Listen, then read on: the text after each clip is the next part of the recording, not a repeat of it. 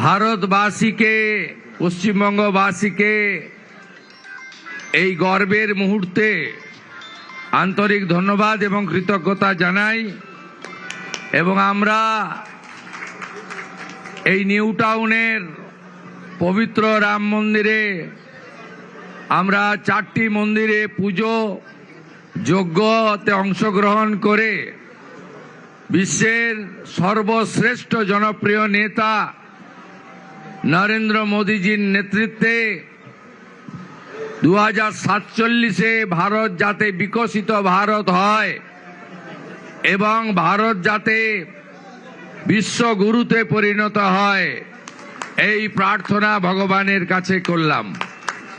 আসুন, রাষ্ট্রবাদ, ভারতীয় সংস্কৃতি এবং যে গুরু দায়িত্ব মাননীয় প্রধানমন্ত্রী নরেন্দ্র মোদীজি আমাকে দিয়েছেন, তার আশীর্বাদ নিয়ে পশ্চিম বাংলায়ও আগামী দিনে সমস্ত মানুষের কল্যাণ, সকলের উন্নয়ন, জাতীয়তাবাদ, রাষ্ট্রবাদ, দেশপ্রেমকে যাতে শক্তিশালী করতে পারি, এই প্রার্থনা এবং আপনাদের সকলের কাছে আশীর্বাদ চেয়ে নিলাম। যেহেতু আজকে বিকেলে আমাদের সমস্ত এনডিএ মুখ্যমন্ত্রী উপমুখ্যমন্ত্রীদের মিটিং আছে, তাই এখান থেকে আমি প্রস্থান করছি এয়ারপোর্টের উদ্দেশ্যে। আপনারা সবাই ভালো থাকবেন।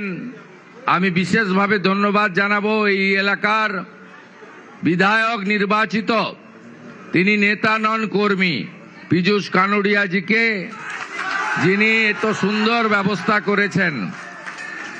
আমাদের রাজারহাট গোপালপুরের তরুণ বিধায়ক আইনজীবী তরুণ জ্যোতি তেওয়ারিকে, ভারতীয় জনতা পার্টির রাজ্যের সাধারণ সম্পাদিকা প্রাক্তন সাংসদ লকেট চট্টোপাধ্যায় মহোদয়াকে এবং পশ্চিমবঙ্গ সরকারের স্বাস্থ্য ও পরিবার কল্যাণ দপ্তরের মন্ত্রী, আমাদের বিধাননগরের লোকপ্রিয় বিধায়ক, এই রাজ্যের প্রথিতযশা চিকিৎসক ডাক্তার শারদ মুখোপাধ্যায়কে, এর বাইরেও মণ্ডল সভাপতি, অসংখ্য কার্যকর্তা, রাজ্য ওবিসি মোর্চার প্রসেনজিৎ ঘোষ সহ আমার অনেক সহকর্মী আছেন। সময়ের অভাবে তাদের নাম বলতে পারলাম না। সবাইকে একযোগে সম্মানিত করে আমি এখান থেকে প্রস্থান করছি। ভারত মাতা কি, ভারত মাতা কি।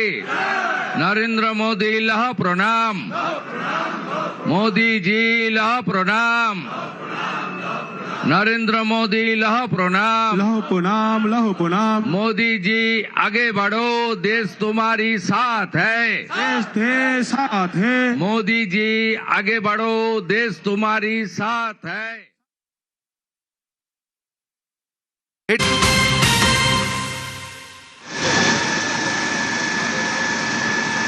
যে ছবি এই মুহূর্তে দেখাচ্ছি, আলিপুরের সরকারি অফিসে আগুন। আলিপুরের সরকারি অফিসে আগুন, যে ছবি দেখাচ্ছি আপনাদের, আলিপুরের সরকারি অফিসে আগুন লেগেছে বলেই খবর পাওয়া যাচ্ছে। দক্ষিণ 24 পরগনার জেলা পরিষদের অফিসে আগুন। আলিপুরের সরকারি অফিসে আগুন, দক্ষিণ 24 পরগনার জেলা পরিষদের অফিসে আগুন লেগে যায়। যে ছবি দেখাচ্ছি, কালো ধোঁয়ায় রীতিমতো ঢেকে গিয়েছে এলাকা। আমাদের সঙ্গে প্রীতি রয়েছেন, প্রতিনিধি প্রীতি। দেখো, দক্ষিণ 24 পরগনা জেলা পরিষদের যে অফিস রয়েছে, অ্যাডমিনিস্ট্রেশন বিল্ডিং, তা কিন্তু মূলত আলিপুর কোর্ট চত্বরের মধ্যেই এই বিল্ডিং পড়ে। মূলত জানা যায় যে প্রথমে 4 তলায় আগুন লাগে, সেই আগুন পরবর্তীতে 5 তলা, 6 তলা, একেবারে 7 তলা পর্যন্ত ছড়িয়ে পড়ে এবং ইতিমধ্যে 7 তলায় একজন আটকে আছে এমনটাই খবর পাওয়া যাচ্ছে। ইতিমধ্যে দমকলের 2টি ইঞ্জিন এসে পৌঁছেছে এবং ভিতরে যারা ছিলেন, যেহেতু তুমি জানো যে আজকে বুধবার অফিস আওয়ার্সের মধ্যে পড়ে, সকলকে নামিয়ে আনা হয়েছে। তবে 7 তলায় একজন আটকে রয়েছে এমনটাই জানা যাচ্ছে। প্রথমে 4 তলা, 5 তলা, 6 তলা এবং 7 তলা পর্যন্ত এই আগুন ছড়িয়ে পড়েছে এবং ভিতরে যারা ছিল তাদেরকে বের করে আনা হয়েছে।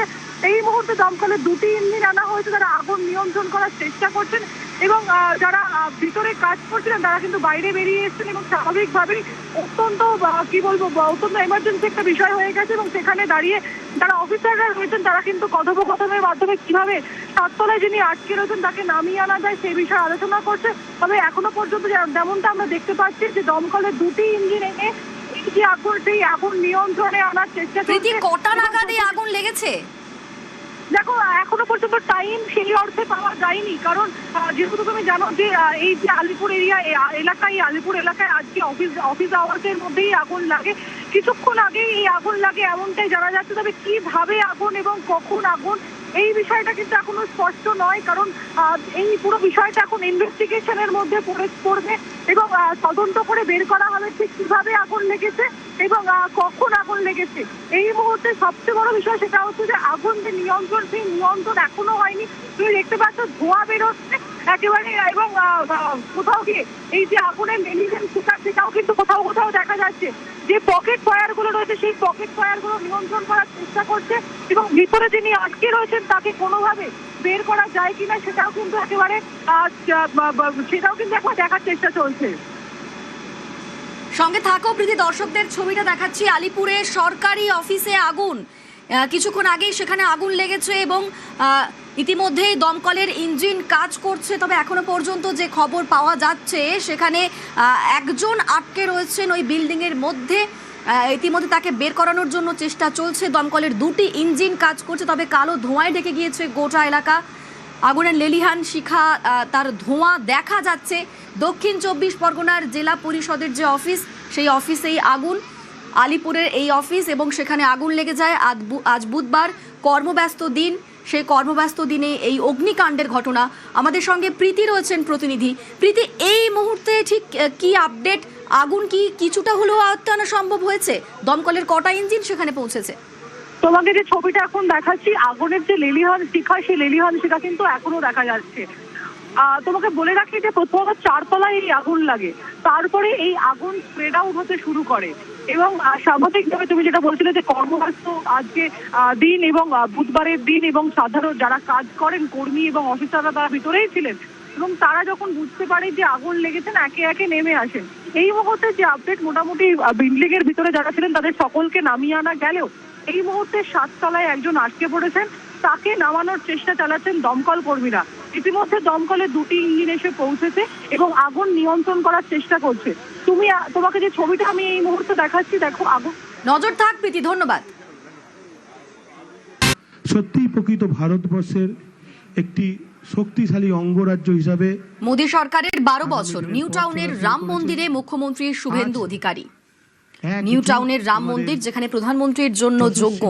কেন্দ্রীয় সরকারের 12 বছর, দেশ শাসনের 12 বছর, বিশ্বাস, উন্নয়ন এবং জনকল্যাণের।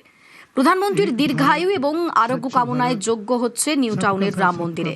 সেই যজ্ঞের আয়োজন করেছেন পীযূষ কানোরিয়া। এই মুহূর্তে সেখানে পৌঁছে গিয়েছেন মুখ্যমন্ত্রী শুভেন্দু অধিকারী। আমাদের সঙ্গে রয়েছেন প্রতিনিধি বিশ্বজিৎ।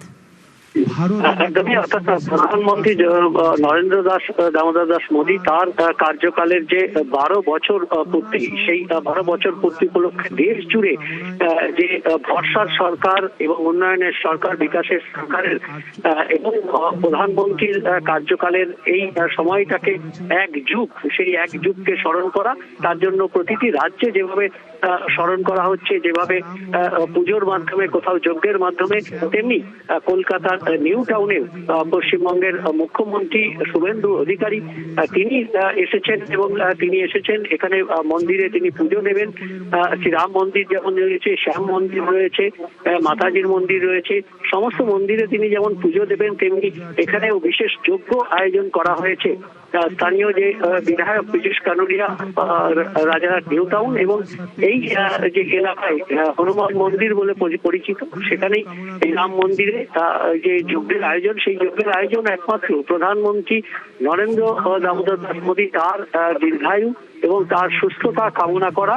কারণ এই যে রেকর্ড দিন প্রধানমন্ত্রী হিসেবে থাকা শুধুমাত্র টিকে থাকা নয়, একমাত্র দেশকে এগিয়ে নিয়ে যাওয়া, বিকাশের লক্ষ্যে এগিয়ে নিয়ে যাওয়া যে প্রতিশ্রুতি, সেই প্রতিশ্রুতি পালন সব মিলিয়ে জনসাধারণের যে সরকার, সেই সরকারের 12 বছরের পূর্তি এবং তাতেই সেই প্রধানমন্ত্রী তাকে আরো দীর্ঘদিন এই দায়িত্ব সামলাতে হবে এবং সেই তার দীর্ঘায়ু যেমন তার সুস্থতা এবং তার এই এক যুগের শাসনকালকে স্মরণ করে যজ্ঞের আয়োজন করা হয়েছে, পুজোর আয়োজন করা হয়েছে, বিশেষ পুজো। সেই পুজোয় ইতিমধ্যেই শুভেন্দু অধিকারী যেমন এসছেন, তেমনি রাজ্যের মন্ত্রী শারদা মুখোপাধ্যায় তিনিও এসছেন, বিজেপি নেত্রী লকেট চট্টোপাধ্যায় যেমন আছেন, তেমনি বিধায়করাও রয়েছেন, তরুণ জ্যোতি তিওয়ারি সহ পীযূষ কানোরিয়া তারাও যেমন রয়েছেন, তেমনি অগণিত বিজেপি কর্মী সমর্থক তারা এসে সামিল হয়েছেন। আজকের এই পুজো রাম পুজো অবশ্যই, এবং তার মধ্যে যে এই যজ্ঞের আয়োজন তার বিশেষ কারণ যে 12 বছর দেশ শাসনকাল, আর কোন প্রধানমন্ত্রী এত দীর্ঘকাল একসঙ্গে একটানা এই দেশ শাসনের যে রেকর্ড, এবং শুধু তাই নয়, শুধু সময় নয়, সময়ের সঙ্গে সঙ্গে বিকাশ এবং উন্নয়নের ভান্ডারী হয়ে নরেন্দ্র দামোদর দাস মোদী দেশের জন্য যে সেবা করেছেন, সেই সেবার এক যুগের পূর্তি তাকেই স্মরণ করে নিউ টাউনের রাম মন্দিরে শুরু হয়েছে পুজো, শুরু হচ্ছে যজ্ঞ। আর এই যজ্ঞের মাধ্যমেই দেশের প্রধানমন্ত্রীর সুস্থতা এবং দীর্ঘায়ু কামনার জন্য আহুতি দেওয়া হবে এবং এই যজ্ঞের মাধ্যমেই প্রধানমন্ত্রীর সুস্থতা কামনা করা হবে। এবং সেই যজ্ঞে তিনি সামিল হয়েছেন মুখ্যমন্ত্রী শুভেন্দু অধিকারী। তিনি পুজো অর্চনা করতে ইতিমধ্যেই বিভিন্ন মন্দির, এখানে রাম মন্দির ছাড়াও শ্যাম মন্দির রয়েছেন এবং মাতাজির মন্দির রয়েছে, সমস্ত মন্দিরেই তিনি পুজো দেওয়া শুরু করেছেন এবং তারপর এই যজ্ঞ, বিশেষ যজ্ঞ, সেই যজ্ঞ তিনি সামিল হবেন। আমরা অবশ্যই খবরে নজর রাখবো। আপাতত তোমাকে ধন্যবাদ বিশ্বজিৎ। যাবে না এই বিশ্বাস থেকে